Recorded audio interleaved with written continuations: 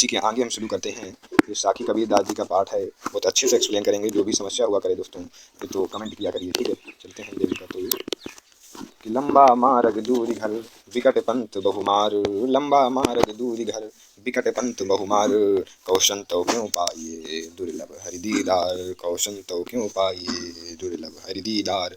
ये कबीरदास जी यहाँ पर क्या कह रहे हैं कि लंबा मार्ग दूरी घर, बहुत लंबा मार्ग है और घर बहुत दूर है। विकट पंथ बहुमार, बहुत विकट माने कठिनाइयों से भरा हुआ पंथ माने रास्ता है। बहुमार माने बहुत सी मार है। कहते हैं कि भगवान के पास जाने के लिए लंबा मार्ग है, दूर घर है, भगवान का घर बहुत दूर है। विकट पंथ, बहुत सारी कठिनाइयां हैं रास्ते में, बहुमार और बहुत सारी मार है। काम क्रोध मद लोभ रूपी बहुत सारी मार है, ठीक है। आगे वाला देखते हैं कि कहो संतों की उपाय, हे संत हमें भी बताइए कैसे आपने दुर्लभ हरि दीदार पाया। कहो संतों की उपाय, कैसे पाया आपने दुर्लभ हरि दीदार, दुर्लभ इतना कठिन हरि के दर्शन आपने कैसे पाए। एक बार पूरा फिर से बताते हैं कि कबीरदास जी कहते हैं देखिए हाँ कि लंबा मार्ग है, मार्ग बहुत ही लंबा है और घर बहुत ही दूर है, कठिनाइयों से भरा हुआ रास्ता है और बहुत सी इसमें मार है। काम क्रोध मद लोभ रूपी बहुत सी मार है। और हे संत मुझे भी बताओ आपने कैसे पाया दुर्लभ हरि दीदार, इस कठिन हरि के दर्शन को, परमात्मा के दर्शन को कैसे पाया। आगे चलते हैं। यह तन जालो मसी करो लिखूं राम का नाम, यह तन जालो मसी करूं लिखूं राम का नाम, लेखन करूं करंक की लिख लिखी राम पठाऊं, लेखन करूं करंक की लिख लिखी राम पठाऊं। कबीरदास जी क्या कह रहे हैं, यह तन जालो मसी करूं, इस तन को, इस शरीर को जलाकर, मसी माने स्याही बना लूं, इस शरीर को जलाकर स्याही बना लूं और लिखूं राम का नाम, और इस स्याही से राम का नाम लिखूं। लेखन करूं करंक की, और हड्डी की, करंक माने हड्डी की लेखनी करूं, और लिख लिखी राम पठाऊं, लिख लिख करके मैं राम का नाम लूं, परमात्मा को लिख कर मैं पढ़ूं। फिर से एक बार पूरा देखते हैं कि इस शरीर को जलाकर मैं स्याही बना लूं और राम का नाम लिखूं और परमात्मा का नाम लिखूं। लेखनी करूं करंक की, और अपने हड्डियों से लेखनी बनाऊं अर्थात कलम या पेन बनाऊं, लिख लिखी राम पठाऊं, और फिर मैं राम राम लिख के मैं उसे पढ़ूं। आगे क्या कहते हैं कि कहे बीर नहीं क्यों मीच दे, कहे आपा दिखलाई, कहे बीर हन की मीच दे, कहे आपा दिखलाई, आठ पहर का दाचुना मुँह पे सहा न जाई, आठ पहर का दाचुना मुँह पे सहा न जाई। कहे भी रहने को मीच दो, या तो मुझे मृत्यु प्राप्त कर दो, मोक्ष प्राप्त कर दो, या तो स्वयं को मुझे दिखलाओ, या तो अपने दर्शन दो। आठ पहर का दाक्षिणा, ये आठ पहर का ये जो दाक्षिणा, ये दिन या ये समय है जो मुझसे सहा नहीं जाता है। ठीक है, आगे वाले चलते हैं कि कबीर रे सिंदूर की काजल दिया न जाई, कबीर रे सिंदूर की काजल दिया न जाई, नैन रमैया राम रहा दूजा कहाँ समाई, नैन रमैया राम रहा दूजा कहाँ समाई। फिर से एक बार देखते हैं कि कबीर रेख सिंदूर की, कबीरदास जी कहते हैं सिंदूर की रेखा में काजल नहीं भरा जा सकता। ठीक, बड़ी अच्छे समझ में आया होगा। नैन रमैया राम बचे, जिस प्रकार से सिंदूर की रेखा में काजल नहीं भरा जा सकता, उसी प्रकार जिन नेत्रों में राम बसे हों उसमें और कोई नहीं बस सकता। आगे देखते हैं, समझ में आ गया होगा कि शायर नाही शीप बिन स्वाति बूंद भी नाही, शायर नाही शीप बिन स्वाति बूंद भी नाही, कबीर मोती नीप जय शून्य शिशर गढ़ माही, कबीर मोती नीप जय शून्य शिशर गढ़ माही। फिर से एक बार देखते हैं, कबीर दादी कहते हैं शायर नाही शीप बिन, शायर, शायर माने सागर नहीं है, शीप बिन, और सीपी भी नहीं, क्योंकि सागर नहीं इसलिए सीप नहीं, सीप स्वाति बूंद भी नहीं। ठीक, स्वाति उस जीव, शायर सागर नहीं है, समुद्र भी नहीं है, और वो सीपी भी नहीं है, शायद आप लोग जानते होंगे, और स्वाति बूंद भी नहीं है, स्वाति नक्षत्र की बूंद भी नहीं है। कबीरदास जी कहते हैं, क्योंकि ऐसा क्यों बोला उन्होंने, क्योंकि सागर में के सीपी में जब स्वाति नक्षत्र की बूंद बरसती है तो वह मोती बन जाती है, इसलिए ऐसा कह रहे हैं कि ये मेरे पास कुछ भी नहीं है, फिर भी कबीर मोती नहीं दिया, फिर भी मुझ में मोती उत्पन्न हो रहे हैं। शून्य शिशर गढ़माई, शून्य शिशर माने शून्य शिशर, सुषुम्ना नाड़ी के ऊपर एक शून्य शिखर होता है, उसमें मोती बन रहे हैं। ठीक है, आगे देखते हैं कि पानी ही तय हिम भया हिम हवय गया बिलाई, पानी ही तय हिम भया हिम गया बिलाई, जो कुछ था सोई भया अब कछु कहा न जाई। जो कुछ था वैसा ही हो गया, देखिए पानी से बर्फ बन गई और बर्फ से पानी बन गया, बर्फ रही नहीं वहाँ पे, बिला गई। जो कुछ था सो गया अब कहा न जाए, देखिए जो कुछ था वो हो गया। जीवात्मा इस संसार में आई, ठीक, और फिर इस सांस में रहकर पुनः ऊपर चली गई, पुनः परमात्मा के पास चली गई। जो कुछ था पहले आई थी और चली गई, अब उसमें कुछ कहा नहीं जा सकता, जो जो था वो हो गया और उसमें कुछ नहीं कहा जा सकता। आगे देखते हैं कि पंखी उड़ानी गगन को कंड रहा परदेश, पंखी उड़ानी गगन को कंड रहा परदेश, पानी पिया चंच बिन भूल गया यही देश, पानी पिया चंच बिन भूल गया यही देश। देखिए जीवात्मा ने क्या किया, जीवात्मा उड़ गई, ठीक, आकाश में, पेंड रहा परदेश, इस देश को छोड़ करके जीवात्मा उड़ गई, पेंड माने छोड़ करके जीवात्मा उड़ गई। पानी पिया चंच बिन, देखिए जीवात्मा ने क्या किया, बिना शरीर के अर्थात बिना चंच के या बिना शरीर के अमृत रूपी सरोवर में पानी पिया और भूल गया देश, इस देश को भूल गया।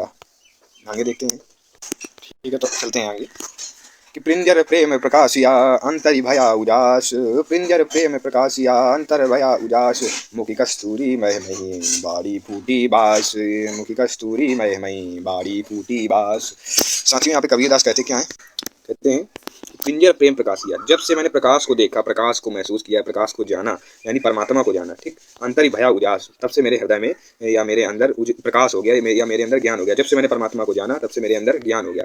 और मुख कस्तूरी महमयी, और मेरे मुख में तब से कस्तूरी आ गई, बाड़ी फूटी बास, और मेरी वाणी बिल्कुल स्पष्ट रूप से उत्तम हो गई। यह कह सकते हैं मेरी वाणी फूटी बास, मेरे वाणी में जो विकार थे वो सभी नष्ट हो गए। आगे चलिए, कविता जी कहते हैं नैनाम अंतरि आवतु ज्यों हो नैन झपेहूँ, नैनाम अंतरि आवतु ज्यों हो नैन झपेहूँ, ना हो देखो और को ना तुझ देखन देहूँ, नाम हो देखन और को ना तुझ देखन देहूँ। कबीरदास जी क्या कहते हैं, नैनम अंतरि आवतु, मेरे नैन में उतर आओ प्रभु, मेरे नैन में समा जाओ, जो हो नैन छिपाओ, तब मैं अपने नेत्र बंद कर लूंगा। ना हो देखो और को, ना मैं किसी और को देखूंगा, और ना तुझ देखन दूँ, ना मैं तुम्हें किसी को देखने दूंगा। ठीक है, आशा करता हूँ समझ में अच्छे से आया होगा। कबीर हरि रशियों पिया बाकी रही न था की, कबीर हरि रशियों पिया बाकी रही न था की, पाका कलश कुम्हारिका बहुरी न चढ़ई चाकी, पाका कलश कुम्हारिका बहुरी न चढ़ई चाकी।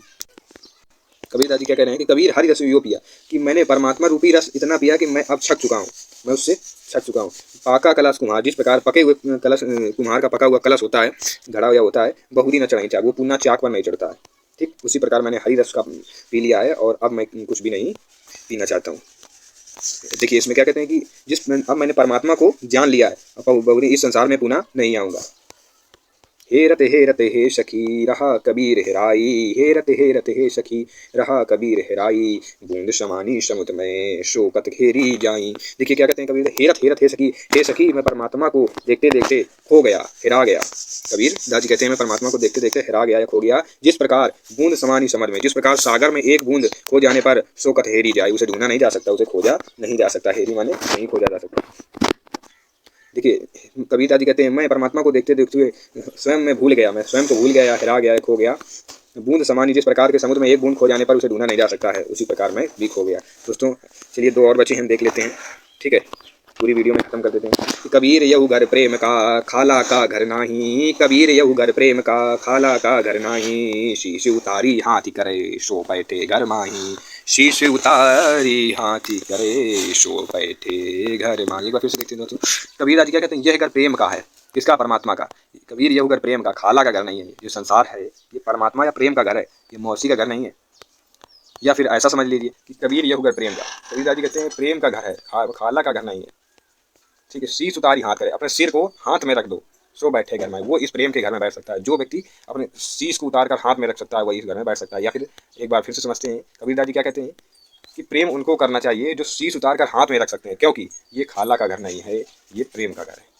ठीक है, इस प्रकार भी आप ले सकते हैं कि कबीर दादी के प्रेम उनको करना चाहिए तो शीश को उतार कर अपने हाथ में रख सकते हैं, क्योंकि ये खाला यानी मौसी का घर नहीं है, ये घर है प्रेम का। ठीक है, एक बचा है और अच्छे देखते हैं कि जब मैं था तब हरि नहीं, अब हरि है मैं नाही, जब मैं था तब हरि नहीं, अब हरि है मैं नाही, सब अंधियारा मिट गया जब दीपक देखा माही, सब अंधियारा मिट गया जब दीपक देखा माही। कबीर जी क्या कहते हैं कि जब मैं था तब हरि नहीं, मैं माने क्या होता है, अंधकार, ये अहंकार, सॉरी अहंकार होता है। जब अहंकार था मुझ में तब मेरे पास हरि नहीं थे, अब हरि है मैं नाही, मैं माने अहंकार, अब मेरे पास परमात्मा है अर्थात अहंकार नहीं है। सब अंधियारा मिट गया जब दीपक देखा माही, मेरा सब अंधकार मिट चुका है क्योंकि मैंने परमात्मा रूपी दीपक को देख लिया है। ठीक है, एक बार पुनः बताते हैं हम कि जब मैं था तब हरि नहीं। कबीर दादी कहते हैं जब मुझ में अहंकार था तब मैं परमात्मा को नहीं जानता था, अब हरि है, अब मैं परमात्मा को जानने लगा हूँ और मेरा अंधकार दूर हो चुका है। सब अंधियारा, मेरा सब अंधियारा, सब मेरे कष्ट, सब मेरे पाप मिट चुके हैं क्योंकि परमात्मा को मैंने देख लिया है, दीपक